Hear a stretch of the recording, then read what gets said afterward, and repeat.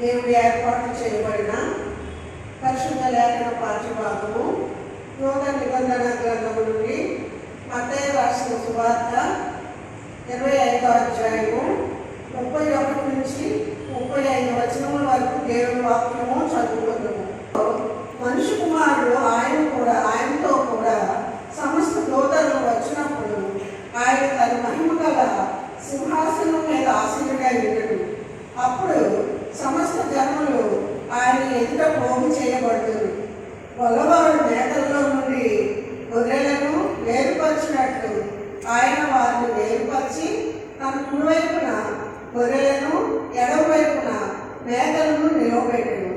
అప్పుడు రాజు తన కుడివైపు లోకం పుట్టినది మొదలుకొని మీ కొరకు సిద్ధపరచబడిన రాజ్యమును స్వతంత్రించుకుని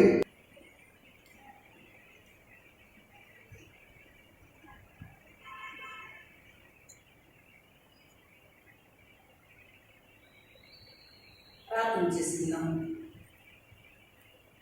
పరిశుద్ధుల దేవా, మీకు వందనాలు స్తుతులు స్తోత్రాలు చెల్లిస్తున్నాము. ఈ ప్రత్యేకమైన సమయంలో ప్రభా నాయన విశాఖ చర్చ్ కౌన్సిల్లో ఉన్నటువంటి సంఘాలతో కలిసి నాయన యొక్క చర్చ్ వారు ప్రభా ఏర్పాటు చేసినటువంటి వన్ డే రిట్రీట్ని బట్టి మీకు స్తోత్రాలు చెల్లిస్తున్నాము. మొదటిగా దేవునికి వందనాలు తెలియజేస్తా ఉన్నాను. మరి నన్ను ఆహ్వానించినటువంటి గురువారిలో విన్సెంట్ అయ్య గారికి, చిన్నయ్య గారికి, ఒకవేళ ఏమీ లేకపోయినా కానీ దేవుని రాజ్యంలో వారసులము కాకపోతే కనుక అది నిష్ప్రయోజనం.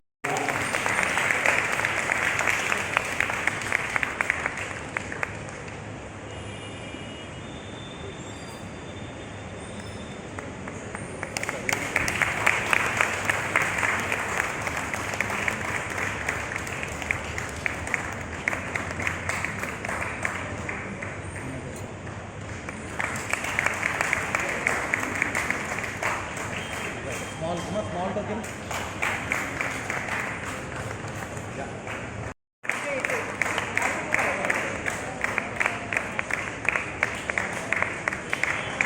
భారతదేశంలో మొట్టమొదటి ఆర్గనైజేషన్ ఒకే మాస్టర్ గారు ఒకే భాస్కర్ గారు వారితో పాటు శామ్యుల్ గారు కొనదిస్తారు అంతర్గతంలో వెళ్ళండి మీరు చెప్పాలి నా మీరు 4 2